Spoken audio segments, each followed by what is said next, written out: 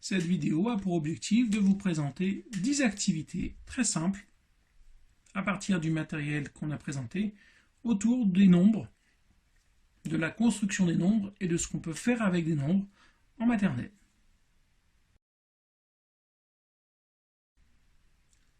Comment mener des activités de mathématiques avec des enfants d'âge maternel, scolarisés habituellement en petite section, moyenne section ou grande section? D'abord, la question du matériel dont on peut disposer à la maison. On a besoin de matériel très simple. Il faudra déjà commencer à disposer de jeux de cartes. Et puis de tout ce qui peut nous servir de jetons. Alors, soit des jetons commerciaux issus d'un jeu, quel qu'il soit, mais on peut aussi faire appel à notre matériel de bricolage. Voilà, des rondelles de bricolage qui feront très bien office de jetons. Je peux même sortir la scie et me fabriquer des jetons à partir d'une branche de bois voilà, d'un diamètre d'à peu près 2 cm. Je peux aussi recourir tout simplement à des Lego, voilà, pour travailler. Ça, c'est une première partie du matériel qui pourra nous être utile. Pour aller plus loin, avec un peu de carton, on va pouvoir fabriquer des cartons pour les enfants, avec d'un côté l'écriture chiffrée, de l'autre côté une représentation. Là, on copie les faces du dé. Donc, le carton de 3, le carton de 1, carton de 2, 4, 5 et 6, pour amener différentes activités avec ce matériel. Toujours avec du carton et en prenant du scotch électricien. Vous voyez, des bricolages extrêmement simples. Hein. C'est juste du carton qu'on a recouvert de scotch électricien, donc légèrement plastifié. Et on les a découpés à 1 cm, 2 cm, 3 cm. Donc je dispose ainsi de barres. Là, j'ai choisi 3 couleurs, hein, qui va nous permettre de travailler sur un certain nombre d'activités. Donc, voilà. Ce petit matériel. Je peux compléter ça par des dés. On trouve partout sans difficulté. Hein. Voilà. Sachez aussi qu'il existe ce qu'on appelle des dés à 10 faces. Quand on le lance, c'est bien cette face-là que j'identifie. Ils ont toujours l'écriture chiffrée pour savoir de quel nombre on parle. Donc ici le 2, ici le 1. Puis un dernier matériel qu'on peut fabriquer qui va pouvoir nous servir. Un boulier, donc à partir d'un pic à brochette. Voilà. 2 perles collées au pistolet à colle. On peut prendre des bouchons en liège au bout. Puis des perles qu'on a enfilées, on en a mis 10. Et donc on pourra faire différentes activités avec ça.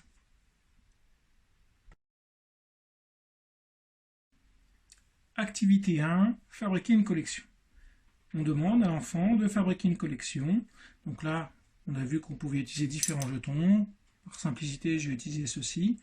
Soit on lui dit oralement, je veux que tu me fabriques une collection de 4 jetons. Donc l'enfant, voilà, dispose ses jetons. On valide son travail. On peut aussi, non pas le dire, mais lui présenter un des cartons qu'on a fabriqué. Voilà, je veux que tu me fabriques un paquet de jetons avec ça de jetons. Sans lui dire que c'est 5, et on voit quelle relation il fait entre les deux. Puis on peut remplacer ce carton pour être voilà, le côté aléatoire. Il lance le dé, donc il a obtenu 5. Il doit fabriquer une collection de 5 jetons. Donc première activité, fabriquer une collection.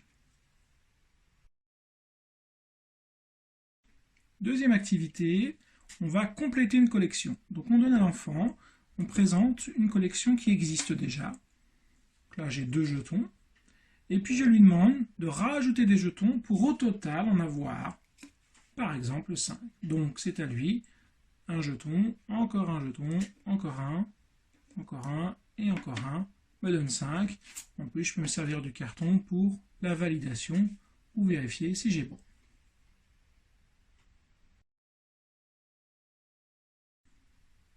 Troisième activité, dénombrer une collection. Je donne à l'enfant une collection de jetons. Donc la collection, la taille de la collection dépend évidemment de l'âge de l'enfant. Je lui demande de dénombrer, c'est-à-dire de donner la quantité totale de jetons. Le fait d'utiliser des jetons permet à l'enfant de les déplacer. Et de mettre en place ce qu'on appelle l'énumération. Donc là j'ai un jeton, et encore un jeton. Maintenant j'ai 2 jetons, et encore un jeton. Maintenant j'ai 3 jetons, et encore un jeton, voilà, j'en ai 4, et encore un jeton, j'en ai 5, et encore un jeton, j'en ai 6. La collection compte donc 6 jetons. Cette démarche de faire encore un et encore un est extrêmement importante. Et il faut être rigoureux sur ce point, parce que si, comme on voit parfois les enfants faire 1, 2, voilà, ils ont posé le doigt sur le jeton en disant 2, sauf que là, il n'y a pas 2, il n'y en a qu'un. Il peut y avoir une confusion entre le deuxième jeton, le fait qu'il n'y en ait qu'un, et c'est au final la collection qui en comptera 2.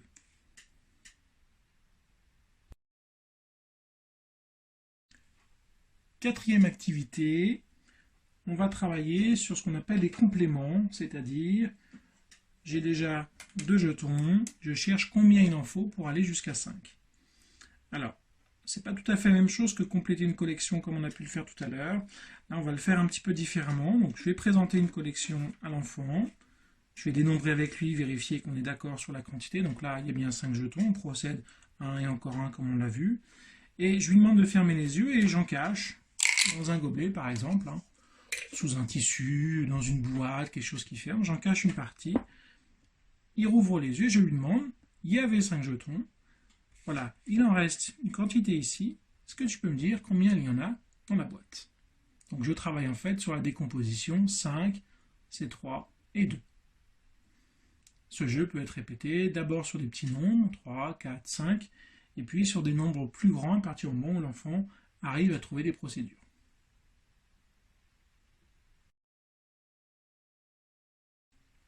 Cinquième activité, on va travailler sur la décomposition des nombres. Quelque chose qui est très important à l'école maternelle, c'est de savoir comment on peut fabriquer les nombres. Alors, par exemple, avec des jetons, donc, je peux aider l'enfant en faisant le lien avec l'écriture chiffrée. Voilà, là j'ai 5 jetons. Et 5 jetons, c'est 2 et 3. Donc, quelque part derrière, il y a bien l'idée de l'addition, c'est 2 plus 3, mais en maternelle, ils sont un petit peu jeunes pour qu'on parle du signe plus, mais c'est 2 et 3. Voir aussi que c'est la même chose que 3 et 2. C'est une propriété mathématique qu'ils découvriront plus tard. Mais c'est aussi 2, 2 et 1, voilà, qui est une autre façon de décomposer le nombre 5. Et puis, après, on pourra le faire avec des nombres plus grands, notamment sur la décomposition de disques, qui est important de connaître, à partir de ce petit matériel qu'on avait proposé en fabrication. Donc, là, c'est juste de la manipulation. J'ai mis 1 d'un côté et 9. 10, c'est 1 et 9. C'est aussi 2 et 8. Et en retournant, tout simplement, c'est aussi 8 et 2. Voilà un petit matériel, ce boulier là, qui va nous permettre de travailler sur la décomposition des nombres. Donc c'est ainsi que je pourrais vérifier effectivement que 10, c'est 5 et 5. Au total, j'ai bien 10. C'est aussi 3 et 2 et 5, etc. Voilà, on va pouvoir dérouler un certain nombre d'activités avec l'enfant pour le faire réfléchir sur la façon de décomposer les nombres. Sixième activité, on va travailler sur les différentes façons de représenter les nombres. On va reprendre notre carton et travailler avec l'enfant sur les différentes façons de représenter le nombre 4. Le nombre 4, c'est quelque chose d'abstrait. On peut le représenter avec un dé et la représentation est 4 points. On peut faire 4 aussi avec 4 jetons. On peut faire 4 aussi avec une tour de Lego qui fait 4 de hauteur, voilà, qu'on fabrique. Et puis on peut aussi, si on a travaillé à des compositions, vérifier avec l'enfant et retravailler sur le fait que 4, c'est 2 et 2. Et puis je peux même aller encore plus loin, en reprenant mon jeu de cartes. Voilà, 4 se représente aussi comme ça.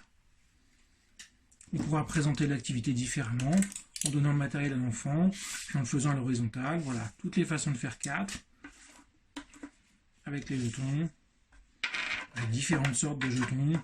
Je pourrais introduire, si j'ai des fausses pièces et des faux billets, hein, ce matériel-là. Voilà, différentes façons de faire 4.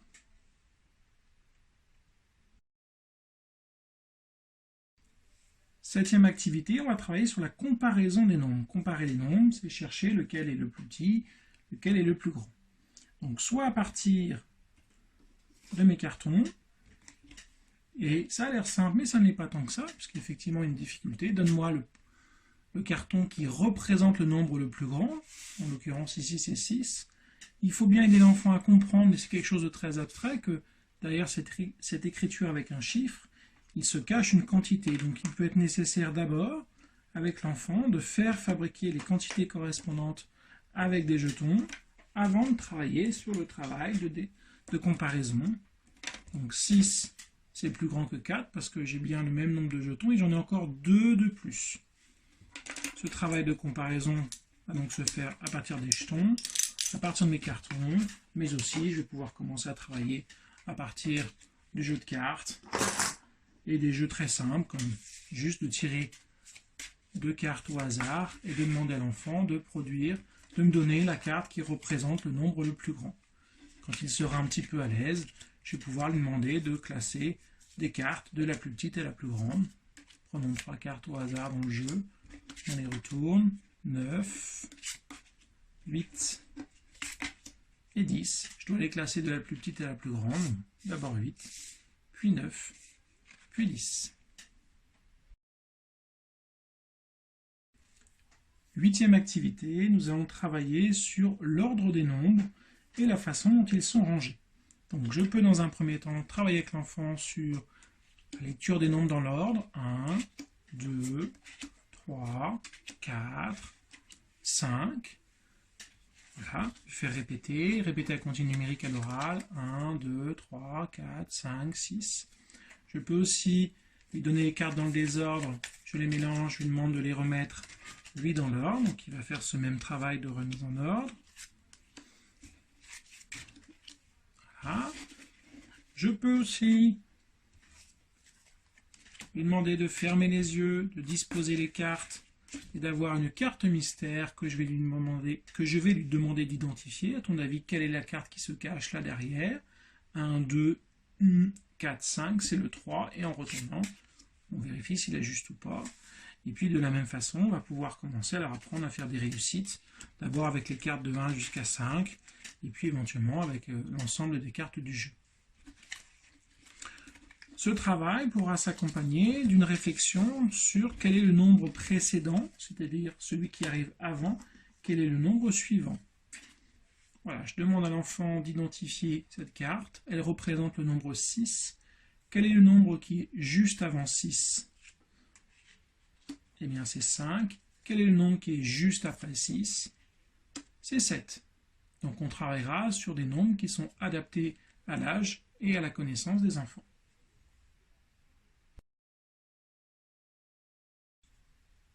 9e activité, nous allons travailler sur l'apprentissage de la comptine numérique. Ce qu'on appelle la comptine numérique, c'est compter les nombres dans l'ordre 1, 2, 3, 4, 5, 6, 7. Il ne suffit pas à l'enfant de la répéter très très vite pour être sûr qu'il connaît et qu'il a compris ce qu'était un nombre. C'est bien plus complexe que cela. Donc, on peut d'abord lui demander de la réciter dans l'ordre.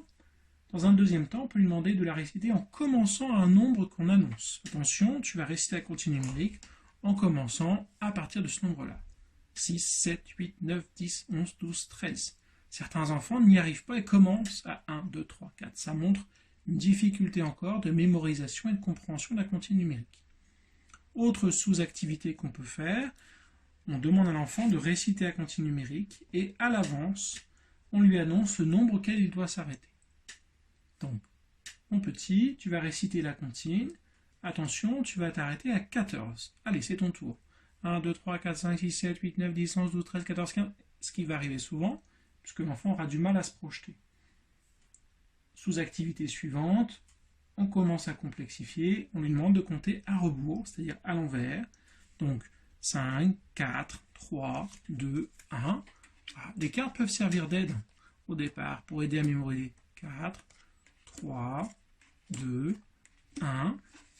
Et puis après, on commencera plus haut. On peut commencer à 6, 5, 4, 3, 2, 1. Pour les enfants de grande section, on pourra commencer à apprendre à compter de 2 en 2, comme lorsqu'on distribue des cartes. 2, 4, 6, et je continue. 8, 10, 12 etc. Il existe aussi sur Internet de nombreuses comptines pour apprendre. Alors, tout le monde connaît 1, 2, 3, nous irons au bois, mais il y en a d'autres qui sont plus intéressantes. Vous chercherez sur Internet comptines numériques et vous aurez des références qu'on peut répéter tous les jours, même quand l'enfant la connaît par cœur. Elle aide à installer ce savoir dans sa mémoire sur le long terme. 10e type d'activité, on va pouvoir travailler avec les enfants sur la résolution de petits problèmes très simples que vous allez inventer. Il ne s'agit pas d'avoir des choses compliquées, il s'agit de travailler sur ce qu'est un problème mathématique qui en fait n'est qu'une simple histoire. Donc on peut s'aider de personnages, ça peut toujours aider à comprendre la situation, et d'histoires très simples. Voilà, par exemple Louis est venu à l'école avec 5 billes, qu'on va représenter par des jetons, on peut utiliser des vraies billes. Il en a donné 2 à Mariam. Combien reste-t-il de billes à Louis? Donc là, les billes sont apparentes, donc la réponse semble facile. Je peux les cacher dans un premier temps. Selon l'âge de l'enfant, vous adaptez. Voilà, est-ce que ça lui semble simple ou pas? Est-ce qu'il a compris? Je peux d'abord donner le matériel sans donner d'indication. Il y a plein de façons de mener les choses. Donc, on va réaliser des problèmes très simples où un personnage possède quelque chose, il en perd une partie au détriment d'un autre, où il en donne, voilà, Mariam avait 5 jetons, Louis en avait déjà 2, Mariam veut en donner 3 à Louis, combien Louis aura-t-il de jetons, etc. On pourra travailler aussi sur des situations de partage, en rajoutant un 3e personnage, et en demandant aux enfants, voilà, tu as un paquet de jetons, partage-les entre ces 3 personnages, un pour lui, un pour lui, un pour lui, un pour lui, pour elle, pardon, et un pour elle. Là, j'ai fait ce qu'on appelle un partage équitable, c'est-à-dire tout le monde a la même quantité. Chez les plus petits, ils ont tendance à pas forcément faire de partage équitable, mais c'est une première compréhension de ce qu'est la notion de partage. Et puis, je pourrais aussi arriver à des partages de ce type-là, où volontairement, je n'avais pas mis assez de jetons, et dire aux enfants combien il manque de jetons pour que tout le monde ait la même quantité. Donc, des problèmes simples, à partir d'histoires extrêmement basiques, de jetons, de billes, de choses qu'on a gagnées, de choses qu'on a perdues, à partir aussi de gobelets. Ouais, je prends 2 gobelets, je dis à l'enfant, dans un gobelet, je mets un jeton, et encore un, je le cache, là, je ne lui donne pas accès, à ce qui est dans le gobelet. Dans le 2e gobelet, je mets un jeton, et encore un, je cache, voilà, je mélange les 2 gobelets, je lui demande, combien y a-t-il de jetons dans mon gobelet, sans lui montrer, sans les sortir. Là, il faut qu'il travaille sur l'image mentale, sur ce qu'il a pu retenir. Il sait qu'il y en a eu dans le jaune 1, et encore un, et encore un. Dans le bleu, 1 et encore un. Normalement, en ouvrant la boîte, le gobelet ou autre, je vais pouvoir vérifier, faire une proposition. Je pense qu'il y en a 5. On va vérifier et valider sa proposition.